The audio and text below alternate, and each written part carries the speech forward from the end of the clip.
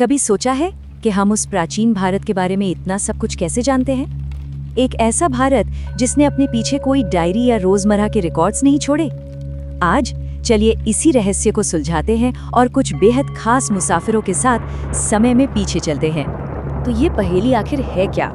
देखिए, इतिहास की किताबों में राजाओं, महाराजाओं और उनकी लड़ाइयों की कहानियां तो भरी पड़ी हैं, लेकिन प्राचीन भारत में एक आम इंसान की जिंदगी कैसी थी, उसकी सुबह कैसी होती थी, समाज के नियम कायदे क्या थे, ये वो सवाल हैं जिनके जवाब मिलना मुश्किल है। क्यों? क्योंकि उस दौर के रोजमर्रा के लिखित रिकॉर्ड्स आप कह सकते हैं लगभग हैं ही नहीं। और यहीं पर कहानी में एक मजेदार मोड़ आता है। इस पहेली का हल मिलता है एक बिल्कुल ही अनअपेक्षित जगह से, चीन से। जी हाँ, इसका जवाब हमें मिलता है 4 बौद्ध भिक्षुओं के ट्रैवलॉग्स यानी यात्रा वृत्तांतों में। ये वो लोग थे जो ज्ञान की तलाश में हजारों मील का सफर तय करके भारत आए और उन्होंने यहाँ जो कुछ भी देखा उसे बड़ी ही बारीकी से अपने रिकॉर्ड्स में दर्ज किया। सोचिए, ये कोई एक छोटी मोटी यात्रा नहीं थी, बल्कि ये लगभग 300 सालों तक चली एक लंबी खोज थी। फाहियान से शुरू होकर इत्सिंग तक इन 4 मुसाफिरों ने मिलकर इतिहास की एक ऐसी कड़ी बना दी जो हमें सीधे उस दौर में ले जाती है। तो चलिए कहानी की शुरुआत करते हैं हमारे पहले यात्री से। तो हमारी कहानी के पहले नायक हैं फाहियान। जरा एक पल के लिए सोच कर देखिए, 4वीं सदी की बात है। चीन से भारत तक का वो सफर कितना खतरनाक, कितना मुश्किल रहा होगा, लेकिन ज्ञान की जो प्यास थी वो उन्हें यहाँ तक खींच लाई और ऐसा करके उन्होंने हमारे लिए इतिहास का एक बिल्कुल नया दरवाजा खोल दिया। फाहियान यहाँ सिर्फ घूमने फिरने नहीं आए थे, उनका एक बहुत ही गहरा मकसद था बौद्ध धर्म के जो मूल ग्रंथ हैं, जिन्हें विनय कहते हैं, उन्हें खोजना। और उनकी ये यात्रा कब हुई? भारत के सबसे शक्तिशाली सम्राटों में से एक चंद्रगुप्त द्वितीय के शासनकाल में। जी हाँ, वही दौर जिसे हम गुप्त साम्राज्य का स्वर्ण युग यानी गोल्डन एज भी कहते हैं। और फाहियान ने उस दौर के भारत में जो देखा, वो देखकर वो हैरान रह गए। उनके लिखे हुए रिकॉर्ड से एक ऐसे समाज की तस्वीर सामने आती है जहां लोग बहुत शांति से रहते थे, क्राइम रेट बहुत कम था और जो शासन व्यवस्था थी वो काफी न्यायपूर्ण थी। सच कहूं तो अगर फाहियान न होते तो हमें गुप्त काल के पीसफुल सोसाइटी की इतनी अंदरूनी जानकारी शायद कभी नहीं मिल पाती। लेकिन 100 साल बाद जब हमारे दूसरे यात्री सुंगयुन भारत पहुंचे तो कहानी बदल चुकी थी। वो शांतिपूर्ण माहौल नहीं रहा। गुप्त साम्राज्य का पतन हो रहा था और हूणों के हमलों ने उत्तरी भारत में काफी अस्थिरता फैला दी थी। सुंगयुन के जो छोटे छोटे विवरण हैं वो इतिहास में एक बहुत बड़े मोड़ की तरफ इशारा करते हैं और हमारे अगले और सबसे मशहूर यात्री के लिए मंच तैयार करते हैं।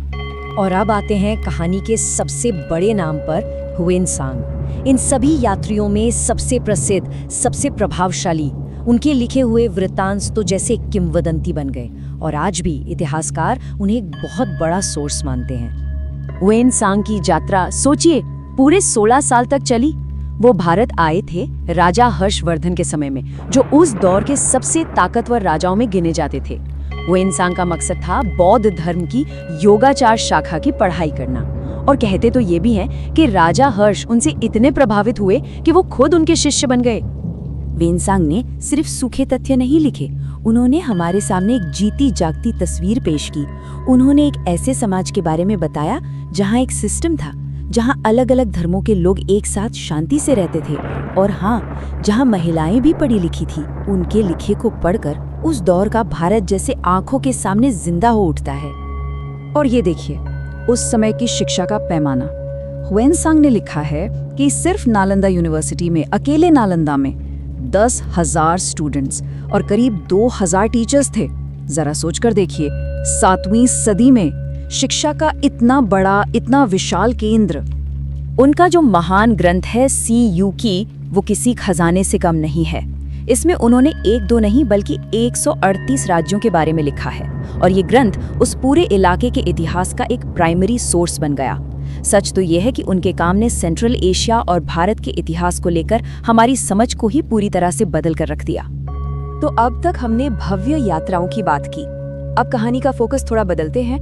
अब हम चलते हैं भारत के मठों के गहरी एकेडमिक दुनिया के अंदर और इस दुनिया को हम देखेंगे हमारे आखिरी यात्री इत्सिंग की नजरों से।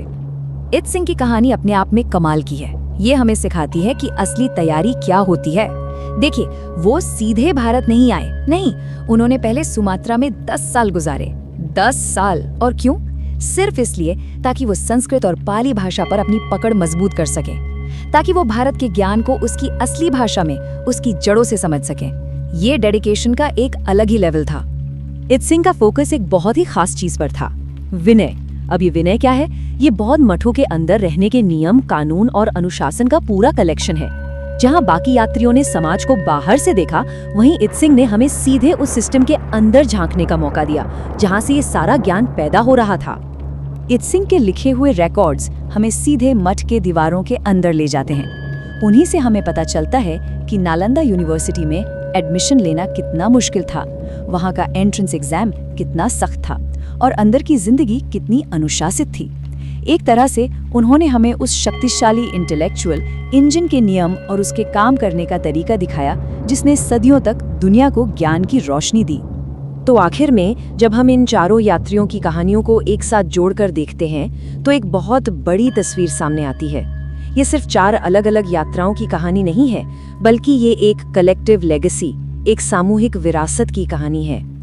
उनकी नज़रों से भारत का 300 साल का सामाजिक इतिहास, जो शायद हमेशा के लिए वक्त की धूल में खो जाता, वो बच गया, वो संरक्षित हो गया। ये सिर्फ यात्री नहीं थे, ये इतिहासकार थे, जिन्होंने अपनी मेहनत और लगन से हमें अतीत का एक बेशकीमती तोहफा दिया। और ये सब हमें आज के बारे में सोचने पर मजबूर करता है ना?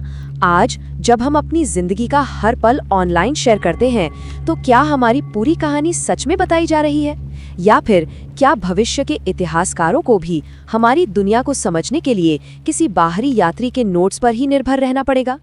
ये एक ऐसा सवाल है जिसका जवाब शायद हमें ही ढूंढना होगा।